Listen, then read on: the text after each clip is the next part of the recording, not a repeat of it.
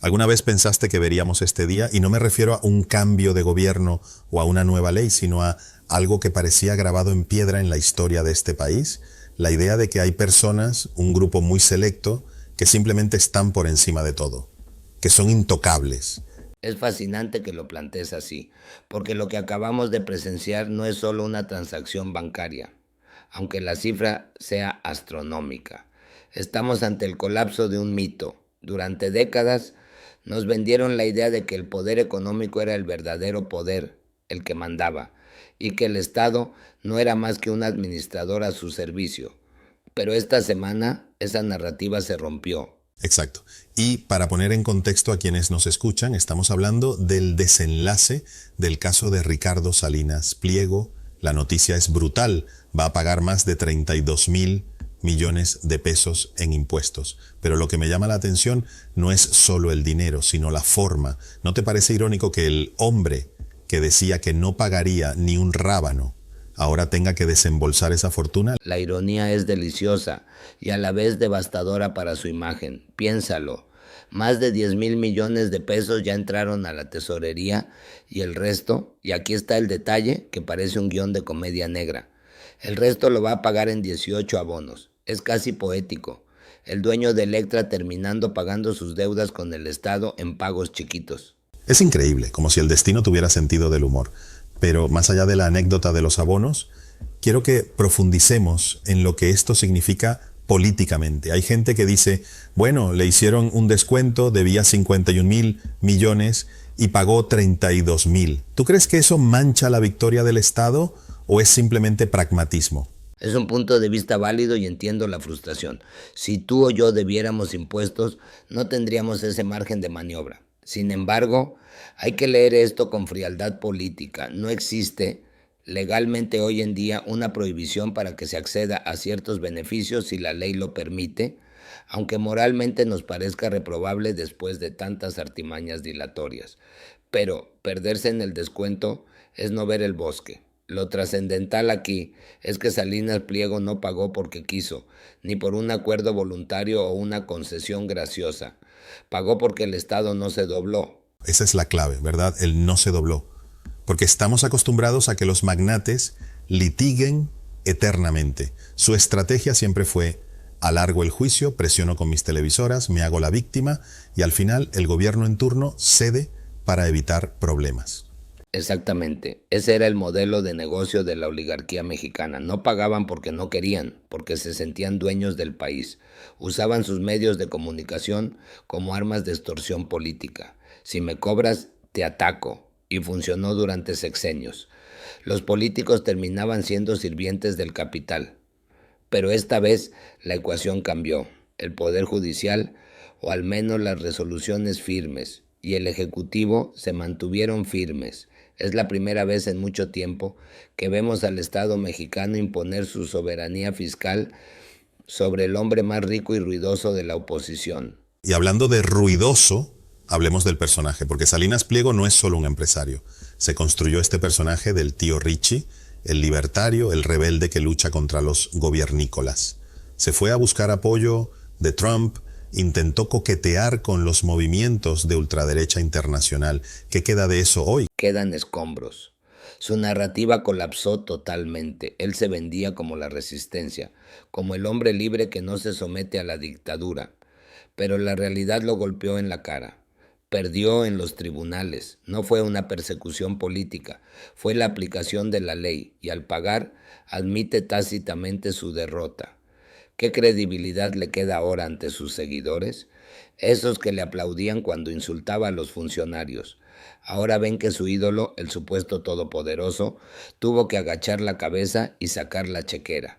Es que es muy fuerte. Incluso intentó vender una imagen similar a la de Donald Trump o Elon Musk, ¿no? Esa arrogancia de yo soy el sistema. Pero como bien dices, terminó pareciendo una mala copia. Y lo más patético, si se me permite la palabra, fue el comunicado de su empresa. Lo leí y parecía que vivían en una realidad paralela. Ese comunicado es una joya de la manipulación corporativa. Dicen cosas como, pagamos no porque debamos, sino para acabar con el acoso, y queremos paz para seguir trabajando. Es el clásico mecanismo de defensa del abusador que se hace la víctima. Intentan transformar una derrota judicial aplastante en un acto de magnanimidad. Dicen, ya no le debemos nada al gobierno. Mentira. Todavía hay otros créditos fiscales pendientes por miles de millones, pero necesitan salvar la cara. Necesitan decirle a sus empleados y a sus acreedores que ellos siguen teniendo el control, aunque todos vimos que Claudia Sheinbaum y el SAT los pusieron en su lugar. Y fíjate en la reacción de su entorno mediático. Los conductores de su televisora salieron en nado sincronizado a decir que esto era casi un triunfo moral. Es fascinante cómo funciona la propaganda. Pero volviendo al tema del dinero, 32.000 millones de pesos. A veces las cifras son tan grandes que perdemos la dimensión. ¿Qué representa esto para el país? No es una cifra abstracta en una hoja de cálculo. Estamos hablando del presupuesto completo de 2 secretarías de Estado. Son carreteras, son becas, son hospitales, es infraestructura. Es dinero que debió entrar a las arcas públicas hace años y que este señor jineteó para su beneficio personal. Recuperar ese dinero es un acto de soberanía, es decirle a la sociedad, estos recursos son de ustedes, no del bolsillo de un magnate. Además, rompe con la idea de que si tienes dinero la ley no te aplica. Eso me lleva a pensar en el mensaje hacia el futuro, porque Salinas Pliego no es el único. Hay otros grandes empresarios que, quizás con menos ruido y sin insultar en Twitter, también deben fortunas. ¿Crees que esto sienta un precedente? ¿Están temblando los demás oligarcas? Sin duda, esto es un aviso de navegantes. Si el Estado pudo cobrarle a Salinas Pliego, que era el más agresivo, el más mediático y el que tenía más poder de fuego político, ¿qué les espera a los demás? El mensaje es claro, litigar eternamente ya no garantiza impunidad. El tiempo de no pago porque soy amigo del presidente o no pago porque soy demasiado grande para caer se terminó. Es un paso hacia una democracia menos capturada. Una democracia menos capturada. Me gusta mucho esa frase, porque al final, si el que tiene más dinero decide qué leyes cumple y cuáles no, no somos ciudadanos, somos rehenes. Exactamente, nos convertimos en esclavos de facto. Si el poder político se subordina al económico, el voto no vale nada. Lo que vimos esta semana fue una reafirmación de que el poder político, el que emana de las urnas, tiene la legitimidad y la fuerza para someter a los poderes fácticos. Y ojo, no es revancha, no es odio como ellos quieren venderlo. Es simplemente Estado de Derecho, igualdad ante la ley. Pagar impuestos no es un castigo, es la obligación básica de vivir en sociedad. Claro, y es curioso cómo les duele esa igualdad. Les duele más ser tratados como un ciudadano común que el dinero en sí. Salinas Pliego perdió dinero, sí, pero perdió algo más valioso para su ego, perdió su estatus de intocable. Ahora es un contribuyente más, uno muy grande y muy moroso, pero un contribuyente al fin y al cabo. Y eso es lo que realmente les aterra, el espejo. Verse reflejados como simples mortales que deben cumplir reglas.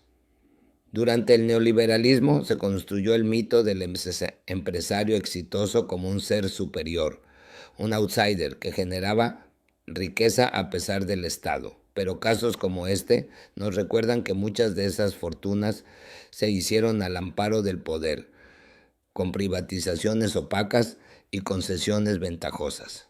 Salinas Pliego es producto de ese viejo régimen, y ver caer ese mito es sanador para la vida pública del país. Ahora, me queda una duda sobre lo que viene.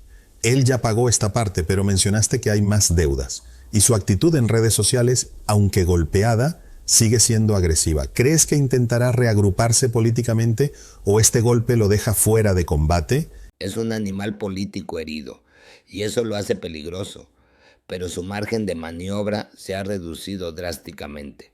Su apuesta era que el gobierno se desgastaría, que la gente se pondría de su lado comprando el discurso de la libertad, pero se quedó solo, fue a tocar puertas internacionales y no le abrieron. La gente de MAGA en Estados Unidos no lo apoyó, Milei no hizo nada por él.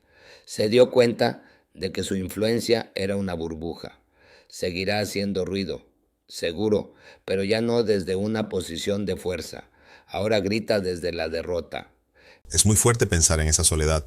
Al final, el dinero compra muchas cosas, pero no compra legitimidad real ni apoyo popular genuino cuando te enfrentas a un Estado que tiene respaldo social. Así es. Y hay otro punto que no podemos olvidar, la pedagogía pública. Este caso ha servido para que millones de mexicanos entiendan cómo funcionan los impuestos y los trucos de los grandes capitales. Antes, estos temas eran oscuros. Técnicos, nadie hablaba de créditos fiscales. Hoy la gente en la calle sabe que Salinas Pliego debía y que tuvo que pagar. Esa conciencia social es irreversible.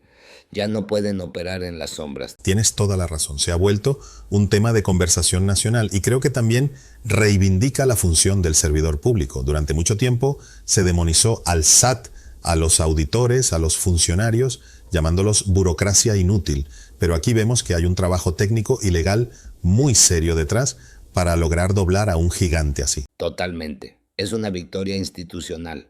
No fue un capricho de una sola persona. Fue el trabajo de abogados, contadores y funcionarios que sostuvieron los litigios durante años frente a los despachos de abogados más caros del país. Demostraron que el Estado tiene capacidad técnica para ganar, y eso fortalece a las instituciones, paradójicamente, mucho más que cualquier discurso vacío. Para ir cerrando, me quedo pensando en la imagen del futuro. Si este es el nuevo estándar, ¿qué deberíamos esperar del gobierno en los próximos años respecto a la relación con el poder económico? Deberíamos esperar una relación de respeto, pero de firmeza. Separación del poder político y el poder económico. Que los empresarios hagan negocios, que generen empleo, por supuesto, eso es vital, pero que entiendan que la rectoría del Estado no se negocia, que las reglas son para todos. Si logramos mantener este precedente, México habrá dado un paso gigante hacia la modernidad política, una donde el apellido o la cuenta bancaria no te eximen de tus responsabilidades cívicas. Es un cierre poderoso. La caída del mito del tío Richie no es el final de una historia, sino quizás el comienzo de una etapa de mayor justicia fiscal.